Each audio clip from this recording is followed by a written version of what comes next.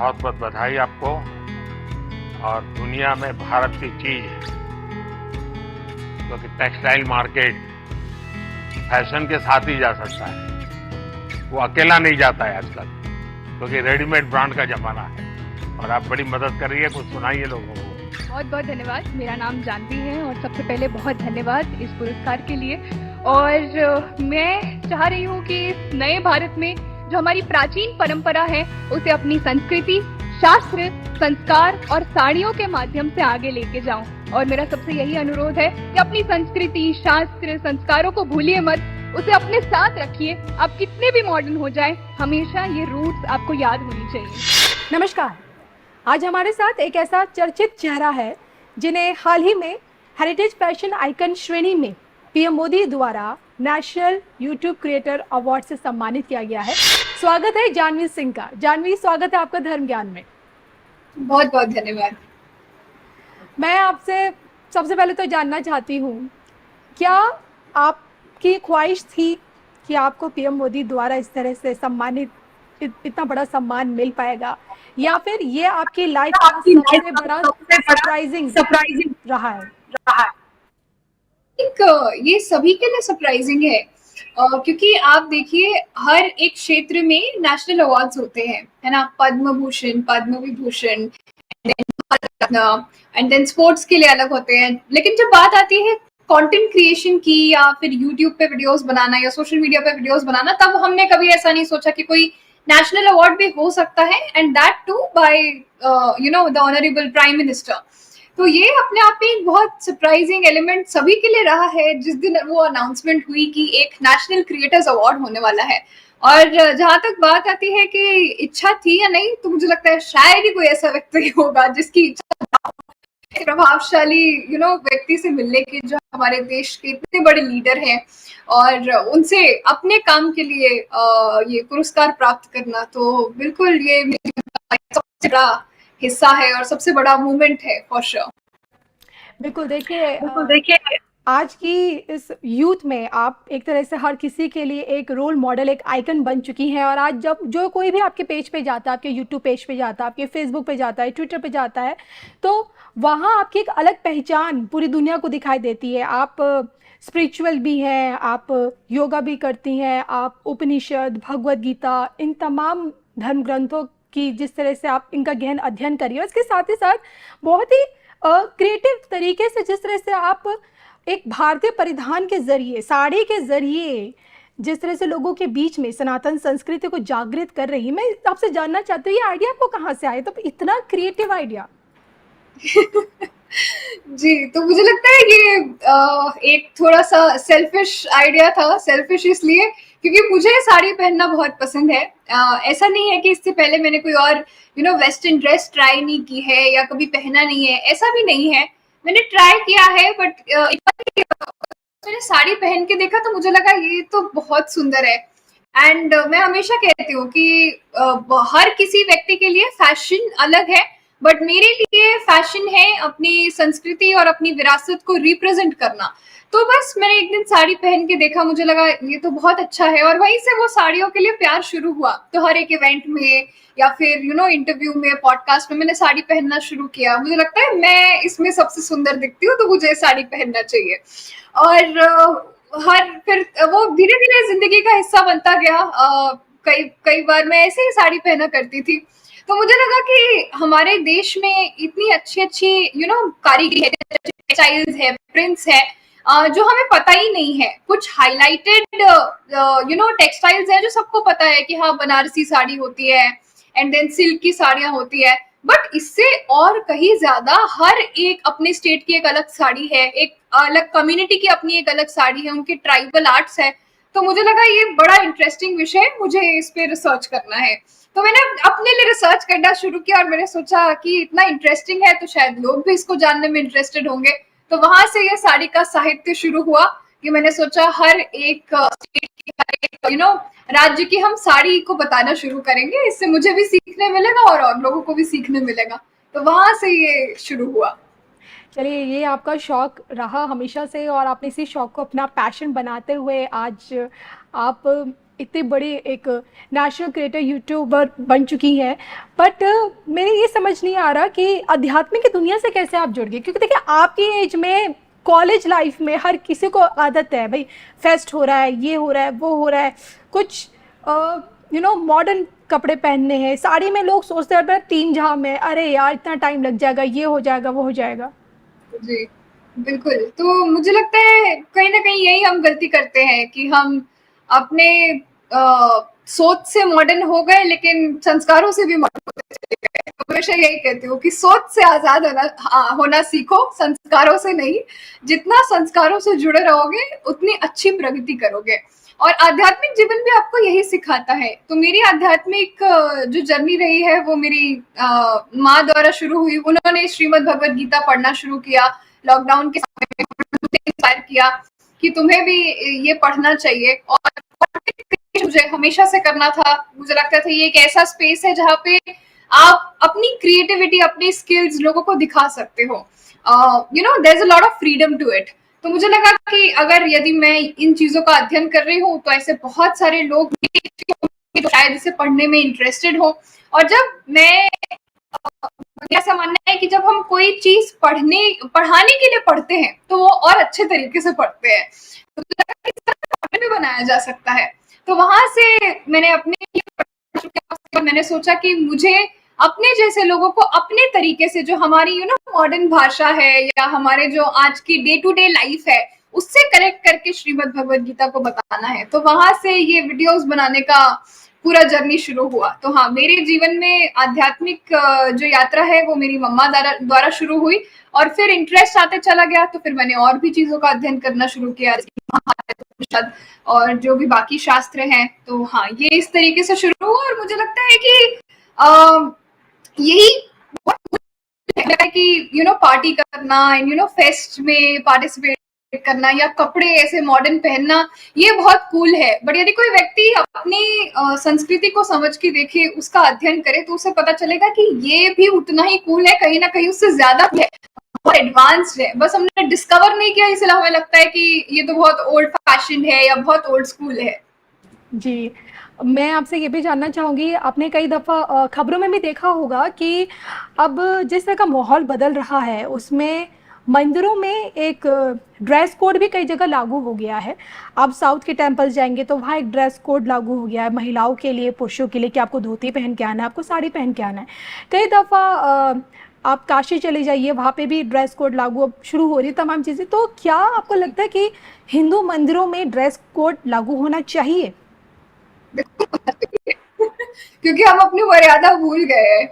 हम बाकी जगह जा रहे हैं तो उस इवेंट के हिसाब से ही कपड़े पहनते हैं। किसी शादी में अगर हाँ, यहाँ पे वेस्टर्न ये थीम फॉलो होना है, थीम पार्टी होनी है या थीम वेडिंग डेस्टिनेशंस हो रहे हैं, तो वहां तो हम ऐसा नहीं कहते कि नहीं हम तो यही करके आएंगे या तो हम तो यही पहनेंगे। लेकिन जब वो बात मंदिरों पे आती है और हमारे धर्म पे आती है, तो फिर हम वहां सारी जजमेंट करते हैं कि नहीं हम तो अपनी मर्जी से करेंगे। तो ये लोग अपनी मर्यादा भूल रहे हैं। यदि आप एक जगह पार्टी में जा रहे हैं, इवेंट्स में जा रहे हैं, वहां उस ढंग से कपड़े पहन रहे हैं जैसे आपको बताया जा रहा है, तो फिर मंदिरों में ठीक कपड़े पहनने की मतलब प्रॉब्लम क्या है? आवश्यकता आपको लगता है कि नहीं है, बट आपको पता होना चाहिए कि आपकी मर्यादा क्या है और आप किस कार्य के लिए मंदिर में जा रहे हैं। मंदिर में दिखावा करने तो नहीं जा रहे हैं। तो जिस कार्य के लिए मंदिर जाना चाहिए, उस कार्य के लिए मंदिर जाइए। देखिए, कई लोग इस पे सवाल भी उठाते हैं, कहते हैं जब फंडामेंटल राइट्स हमें बोलने की आज़ादी देता है, पहनने की आज़ादी देता है, तो हम कुछ भी पहन के भी तो जा ही सकते हैं। श्रद्धा तो मन में होनी चाहिए। कपड़ों से कौन सी श्रद्धा झलकती है? कपड़ों से श्रद्धा नहीं झलकती है, अगर हम इस बात को मान भी ले, लेकिन मंदिर में और भी लोग हैं। हो सकता है कि आप ऐसा व्यक्ति है कि वो ऐसा मानता है। तो हम एक समाज में रहते हैं, तो हम सब तरीके से रहते हैं। और जब बात फंडामेंटल राइट्स की आती है, तो सारे फंडामेंटल राइट्स आपको मंदिर में जाने पे ही क्यों याद आते हैं? बाहर तो याद नहीं आते, किसी इवेंट में नहीं याद आते, किसी पार्टी में नहीं याद आते, लेकिन फंडामेंटल राइट्स यही याद आते हैं। पार्टी में कहा गया है कि शॉर्ट ड्रेस पहननी है, तो आप वहां नहीं कहेंगे कि नहीं मुझे सूट पहनना है, ये मेरा फंडामेंटल राइट है। लेकिन मंदिर में बात आएगी तो आप कहेंगे कि आप मेरा फंडामेंटल राइट मुझसे छीन रहे हैं। तो यदि आप इस चीज के लिए ओपन है, तो दोनों तरफ वैसे ही रहिए। एक तरफ मान रहे, एक तरफ नहीं मान रहे, तो आप दो साइडेड बातें कर रहे हैं। तो मुझे ऐसा लगता है। चलिए, अगर वापस मैं आपकी सक्सेस पे जाऊं तो आज आप जिस सफलता के मुकाम पर हैं, इसके पीछे क्या सिर्फ आप ही हैं, या इसके पीछे आप किसे क्रेडिट देंगी? इसके पीछे की मेहनत करने वालों में आपकी पूरी टीम है क्या? मैं ये जानना चाहती हूँ। जी बिल्कुल, यदि कोई भी व्यक्ति किसी भी क्षेत्र में आगे बढ़ रहा है तो कभी भी अकेले के दम पे आगे नहीं बढ़ सकता। बढ़ेगा भी तो कुछ पर्याप्त समय के लिए, कुछ निर्धारित समय के लिए, लेकिन अगर लॉन्ग टर्म जाना है तो सबको साथ लेके ही चल सकता है। तो मुझे लगता है कि आज जो भी कार्य मैं कर पा रही हूँ उसमें सबसे पहले सबसे पहले तो ईश्वर का हाथ है, उनकी ही कृपा है कि हम कोई भी कार्य कर पा रहे हैं। उसके बाद सबसे ज्यादा श्रेय किसी, क्योंकि वो हमेशा है, बहुत उन्होंने सपोर्ट किया हमेशा। जब कोई कोई विजन नहीं देख रहा था तो मेरे उन्हें समझ में आ रहा था। एंड देन डेफिनेटली एक क्रिएटर का काम 30% होता है कि वो कैमरे पे आके जो भी बता रहा है, वो पढ़ रहा है, समझ रहा है, स्क्रिप्ट लिख रहा है और बता रहा है। बाकी उसके पीछे का प्रोडक्शन से लेके प्री प्रोडक्शन तक जितना काम होता है वो आपकी टीम करती है। तो एक क्रिएटर से ज्यादा कहीं मेहनत उसकी टीम करती है। तो डेफिनेटली सब लोगों का साथ होता है। उसके बाद जो मेरे मेंटर्स हैं, जो मेरे गुरु हैं, जिनसे ये शिक्षा हम समझ पा रहे हैं या सीख पा रहे हैं, सबका साथ है तभी हम आगे बढ़ पा रहे हैं। आप अभी भी धर्म ग्रंथों का अध्ययन कर रही हैं? जी बिल्कुल। तो आप मैनेज कैसे करती हैं? निरंतर चलता ही रहेगा, कभी खत्म नहीं होने वाला। मैनेज कैसे हो पाता? मैं आपका एक इंटरव्यू देख रही थी, उसमें आप बता रही थी कि क्योंकि देखिए हमारे जो धर्म ग्रंथ है, शास्त्र है, उपनिषद है, सब संस्कृत में ही है और इनका अध्ययन इसी में किया जाता है। तो संस्कृत में आपकी क्या शुरुआत से ही रुचि रही है? नहीं, बिल्कुल नहीं। मुझे बिल्कुल पसंद नहीं थी संस्कृत। इनफैक्ट 3 साल मेरे पास संस्कृत एज अ सब्जेक्ट था भी, 5th to 8th। और उस समय तो कोई रुचि थी ही नहीं आध्यात्मिक क्षेत्र में। तो मुझे ऐसा लगता था कि बहुत बोरिंग सब्जेक्ट है और पता नहीं कैसे पास भी हो पाएंगे या नहीं। तो किसी तरह मुश्किल से मैं पढ़ पाती थी और कोई ट्यूटर्स भी अवेलेबल नहीं होते थे उस टाइम पे। तो वो बहुत मुश्किल से मैंने 3 साल संस्कृत पढ़े। और जब बाद में 12th खत्म हो गया, जब आध्यात्मिक क्षेत्र में रुचि आई कि हाँ इसका अध्ययन करना है, तब मुझे लगा कि उस समय संस्कृत अच्छे से पढ़ी होती तो वो आज काम आती। पर ठीक है, जो मैंने संस्कृत एज अ लैंग्वेज सीखना शुरू किया है। बट मुझे ऐसा लगता है कि अब वो थोड़ी सी एज वैसी है कि फिर से एक नई लैंग्वेज अडेप्ट करना, वो भी एक ऐसी भाषा जो आपके आसपास कोई बोलता ना हो, तो ये थोड़ा कठिन कार्य है। तो मैं धीरे धीरे सीखने का प्रयास कर रही हूँ। बाकी जो हमारे धर्म ग्रंथ है या शास्त्र है, वो संस्कृत के साथ साथ उसका हिंदी अनुवाद भी होता है। बट हाँ, संस्कृत सीखना इसलिए जरूरी है क्योंकि आप उसका एक ओरिजिनल अच्छा ट्रांसलेशन खुद से कर पाए, समझ पाए। तो बिल्कुल उसको एज अ लैंग्वेज मैं सीख भी रही हूँ। और बाकी जो ट्रांसलेटेड है, जो भी शास्त्र उपनिषद हमारे पास अवेलेबल है, उनको मैं आचार्यों द्वारा पढ़ने का प्रयास कर रही हूँ। आपको जो एक आइडिया है भारतीय परिधान से देश की संस्कृति विरासत, यानी कि साड़ी से संस्कृत तक, इसके जरिए आप क्या बदलाव, क्या परिवर्तन भारत में करना चाहती हैं? क्या कुछ करना चाहती हैं? मतलब आपका मोटिव क्या है? मोटिव बहुत सिंपल सा है कि आज हम अपनी संस्कृति भूलते जा रहे हैं। हमें लगता है कि वेस्टर्न कपड़े पहनना या फिर वेस्टर्नाइजेशन अडेप्ट करना, आजकल लोगों की लाइफ, क्योंकि अब खासकर मैं दिल्ली गुड़गांव जैसे शहर में रहती हूँ, तो मैंने यहाँ देखा है लोगों को, तो इनकी लाइफ सिर्फ सैटरडे संडे पार्टी करने तक सीमित है। तो इन्हें लगता है कि ये लाइफ है, जबकि लाइफ इससे बहुत ज्यादा है ना। और ये जो हम एक वेस्टर्नाइजेशन की तरफ चले जा रहे हैं, मैं ये नहीं कहती कि ये बुरा है, लेकिन होता क्या है कि वेस्टर्नाइजेशन में हम इतना आगे बढ़ते जा रहे हैं कि हम ये भूल गए हैं कि हम कहाँ से आए हैं, हमारे पूर्वज कौन थे, हम किस संस्कृति से आते हैं, किस देश से आते हैं जहाँ पे इतना रिच कल्चर है, इतनी अच्छी विरासत है, इतने अच्छे बहुत ही वैल्यूबल जो हमारे शास्त्र है, वेद है, जो उसकी शिक्षा प्रणाली चली आ रही थी, वो आज धीरे धीरे खत्म हो गई है। और मॉडर्न एजुकेशन के साथ साथ यदि कोई व्यक्ति अपने आध्यात्मिक ग्रंथों को भी पढ़ के देखे तो उसे समझ में आएगा कि जहाँ संसार की सोच खत्म होती है, वहां से उपनिषद शास्त्रों का ज्ञान शुरू होता है। और किस तरह एक व्यक्ति अपने जीवन में आध्यात्मिक प्रगति कर सकता है, अपनी धरोहर को आगे लेके जा सकता है। तो मुझे लगता है कि वो एक बहुत अच्छी चीज होगी जो हम भारत में पुनः स्थापित कर सके, जो हम भूल गए हैं। तो बस वो जो चीजें हम भूल गए हैं उसी को पुनः स्थापित करने का प्रयास है। इसी के साथ देखिए मैं आपसे जानना चाहूँगी, देखिए साड़ी तो हर कोई पहनता है, लेकिन मैटर करता है उसके पहनने का तरीका क्या होता है। आज की जो यंग जनरेशन है और जब वो साड़ी पहनती है तो वो जिस मॉडर्न ख्यालातों के साथ जो उसका साड़ी पहनने का जो तरीका है, आप समझ पा रही, क्या आप उसे एक्सेप्ट करेंगी? बिल्कुल नहीं, बिल्कुल नहीं, मैं बिल्कुल एक्सेप्ट नहीं करती हूँ। इनफैक्ट मुझे देख के बहुत खराब लगता है कि आप साड़ी पहनना चाहते हैं लेकिन आपने उसे भी अपने तरीके से उस तरह ढाल लिया है कि हम ब्लाउज इस तरीके से पहनेंगे, उसका पल्ला इस तरीके से रखेंगे, जो कि बहुत गलत है। आप अपने ही परिधान के मतलब खिलाफ जा रहे हैं और फिर उसका ही एक तरीके से अपमान कर रहे हैं। तो जिस तरह से जो चीज पहननी चाहिए आप वैसे ही पहनो, नहीं पहन सकते मत पहनो, लेकिन उसको खराब करके मत पहनो, मैं ये कहती हूँ। तो साड़ी पहनना भी है लेकिन उसको इस तरीके से पहनना है कि वो अंग प्रदर्शन के रूप में आपके सामने आ रहा है या फिर आप उसको बस दिखाने के लिए पहन रहे हैं, तो उसका कोई अर्थ नहीं है। साड़ी जिस तरह पहनी जानी चाहिए उस तरह ही पहनिए, नहीं तो रहने दीजिए। तो मैं यही मानती हूँ। चलिए, सबसे इंटरेस्टिंग पार्ट, आप पीएम मोदी जी से पहली बार मिली और जब आपको अवार्ड मिला और आपके बीच में आप दोनों के बीच में एक बड़ी प्यारी सी गुफ्तगू हुई और सबने सुना और देखा भी, और उस गुफ्तगू में आपका किस तरह का एक्सपीरियंस रहा? मतलब एक होता है ना कि जब हम किसी से मिलते हैं तो हमें एक बड़ी पॉजिटिव फीलिंग आती है, उसको उसके ऑरा से हमें एक कनेक्ट हम बना पाते हैं। तो आपको देश के प्रधानमंत्री नरेंद्र मोदी कैसे लगे? मतलब कुछ आपको लगा कि इनमें कुछ बात है, कुछ अनोखे हैं ये देश के अन्य प्रधानमंत्रियों की तुलना में जो अब तक रहे हैं? जी बिल्कुल, मुझे लगता है उनका प्रभाव सिर्फ हमारे देश में ही नहीं पूरे विश्व भर में है ना। और जिस दिन वो अवार्ड शो था तो जो अवार्ड होस्ट कर रहे थे उन्होंने भी कहा कि ये अपने आप में एक प्रभावशाली व्यक्ति है। इन्फ्लुएंसर्स हम अपने आप को कहते हैं, तो ये इन्फ्लुएंसर्स के भी इन्फ्लुएंसर है, ही इज द ट्रेंड। तो वो बिल्कुल सही बात है। और मैं आपको बताऊं, जब वो हॉल में एंटर होने के भी थे, जब से अनाउंसमेंट हुई थी कि वो कुछ ही देर में आने वाले हैं, और पता भी नहीं था कि वो गाड़ी से आ गए हैं या वॉक करके आ रहे हैं।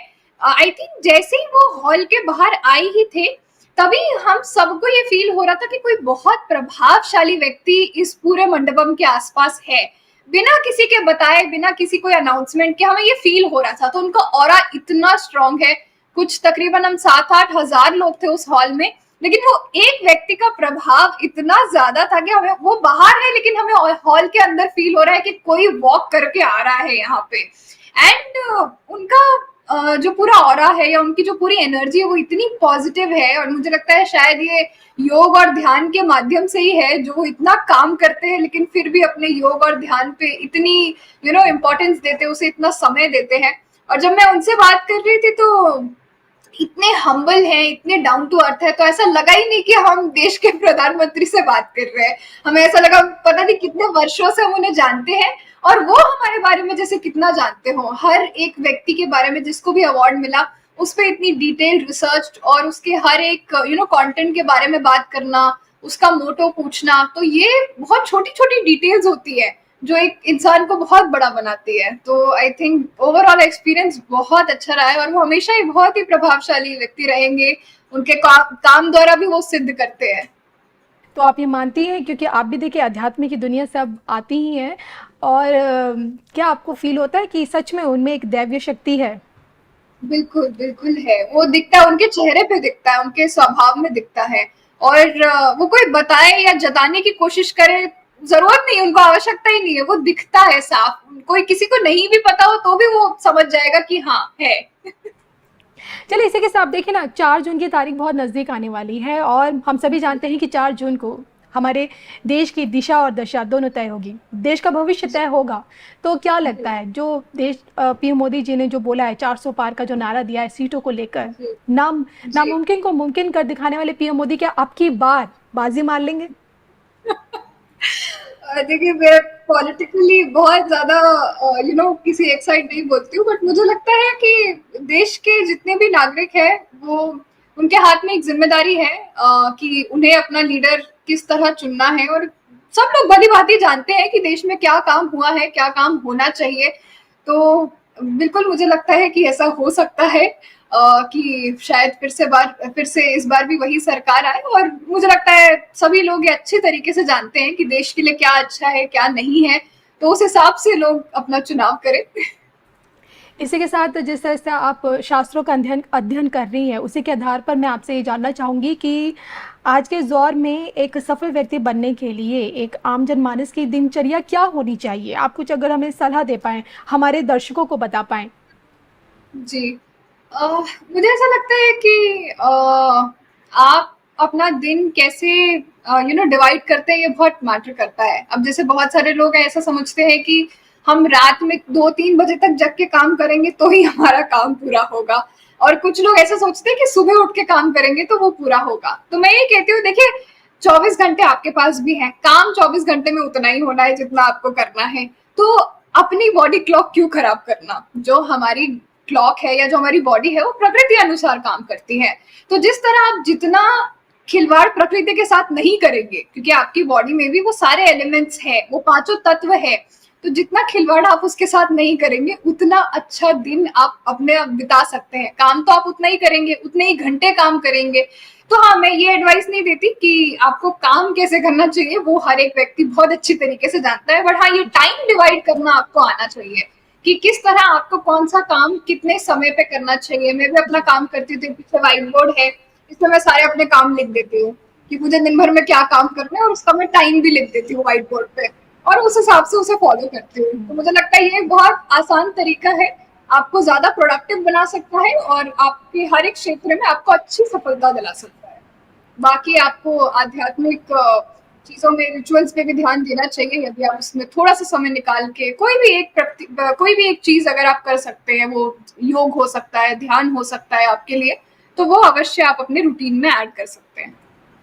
और अगर कोई दिलचस्पी रखता है अध्यात्म के ज़रिए अपनी ज़िंदगी को एक नई दिशा देने के लिए, जिस तरह से आप दे रहे हैं, और अपने आप को सक्सेस बनाने के लिए, तो आप अगर कुछ सजेस्ट करें, कुछ बुक्स। जी, तो मुझे लगता है कि मैं इसको एज एक सिलेबस देखती हूँ। तो सबसे पहले यदि कोई व्यक्ति शुरू करना चाहता है तो श्रीमद् भगवद गीता से शुरू करे या फिर महाभारत से शुरू करे, क्योंकि मुझे लगता है ग्रंथों में सबसे सुंदर कोई ग्रंथ है तो महाभारत है, बहुत सीखने योग्य ग्रंथ है। तो और महाभारत में ही क्योंकि श्रीमद् भगवद गीता आती है, उसका ही एक अंश है, तो महाभारत से शुरू कर सकता है। और फिर आता है रामायण। तो जब कोई व्यक्ति दोनों ग्रंथ, ये हमारे 2 मुख्य ग्रंथ है, इसे पढ़े तो उसे इतिहास का अच्छा खासा नॉलेज हो जाएगा कि हमारे इतिहास में क्यों हुआ क्या, और धर्म की एक बेसिक अंडरस्टैंडिंग आ जाती है कि हाँ, हमें क्या समझना है, क्या सही है, क्या गलत, क्या उचित, क्या अनुचित, ये समझ में आ गया। इसके बाद आप उपनिषदों का अध्ययन करें, जो सबसे सुंदर, सबसे अच्छा ज्ञान है। तो उपनिषदों का ज्ञान को हम कहते हैं कि उपनिषद का अर्थ होता है कि ईश्वर के पूर्ण रूप से समीप बैठने का जो ज्ञान है, उसको हम उपनिषद कहते हैं। तो ये उपनिषद का अर्थ है। तो ये बहुत अच्छा ग्रंथ है। जैसा कि मैंने कहा कि संसार जहाँ खत्म होता है वहां से उपनिषद शुरू होते हैं, वहां से वो व्याख्याएं शुरू होती है। तो हमारी ऋषियों की क्या दृष्टि थी, उनके मस्तिष्क में क्या था, उन्होंने क्या अनुभव किया, कैसे ईश्वर का अनुभव किया, ये सारे विषय और आपके सारे प्रश्नों के उत्तर आपको उपनिषदों में मिल सकते हैं। तो सरल रूप से ये दोनों चीजें पढ़ी जा सकती हैं। उसके बाद शास्त्र, वेद, ब्राह्मण ग्रंथ, मनुस्मृति जैसे बहुत सारे ग्रंथ हैं। तो हाँ, चलिए, इसी के साथ बस जाते जाते आपसे बस यही जानना चाहूँगी कि अब पीएम मोदी जी की मंदिर नीति ने तो देखिए विश्व पटल पर देश की सनातन संस्कृति, विरासत और गौरव को जागृत किया है, तो भविष्य में अब आप कहाँ तक जाना चाहती है अपनी इसी साड़ी नीति के चलते? साड़ी नीति, गुड वर्ड। ओके। तो मुझे लगता है, देखिए साड़ियों के लिए जो मेरा प्रेम है वो बिल्कुल ऐसे ही रहेगा।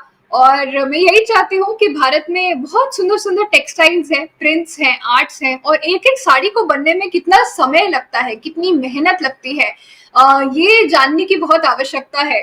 हम अपनी कला को पहचानने का प्रयास करें, अपनी संस्कृति को पहचानने का प्रयास करें। तो मुझे लगता है कि साड़ी नीति के माध्यम से मैं यही दिखाने का प्रयास करती हूँ कि जैसे पीएम मोदी अलग अलग चीजों की स्थापना कर रहे हैं, तो उसका आचरण वो खुद भी करते हैं। तो ठीक इसी प्रकार यदि मैं आपको कहूँ कि साड़ी पहनना चाहिए, लेकिन आप मुझे कभी देखोगे नहीं कि मैंने साड़ी नहीं पहना, तो आप कैसे इन्फ्लुएंस होगे कि हाँ साड़ी पहनना चाहिए? यदि मैं उस चीज को फॉलो करूं तो मैं आपको बता सकती हूँ कि हाँ ये चीज करनी चाहिए। तो मुझे लगता है मैं हर एक जगह यही प्रयास कर रही हूँ कि किस तरह हमारे पास कितना अच्छा एक डाइवर्स कल्चर है, हेरिटेज है, जिसे हम अपना सकते हैं, जिसे मैंने अपनाया और मैं यही प्रेरणा दे सकती हूँ कि आप भी इसे अपनाओ और जानने का प्रयास करो कि कितनी सुंदर संस्कृति है हमारी और कैसे इसे हम आगे लेके जा सकते हैं। बिल्कुल, और मैं उम्मीद भी करती हूँ कि आपकी यही बातें धर्म ज्ञान के दर्शकों को ज़रूर प्रभावित कर रही होंगी और आपके अनुसार हमारे दर्शक भी भारतीय परिधान और जो हमारी खूबसूरत साड़ियाँ उसकी तरफ अपनी ज़िंदगी में उसे अपनाएं और जो हमारी जो बेसिक वैल्यूज़ है, जो हमारी सनातन संस्कृति की जो बेसिक वैल्यूज़ है, हम उन पर चल पाए। चलिए, हमसे जुड़ने के लिए और अपना कीमती वक्त देने के लिए जानवी बहुत बहुत शुक्रिया। बहुत बहुत धन्यवाद। धन्यवाद।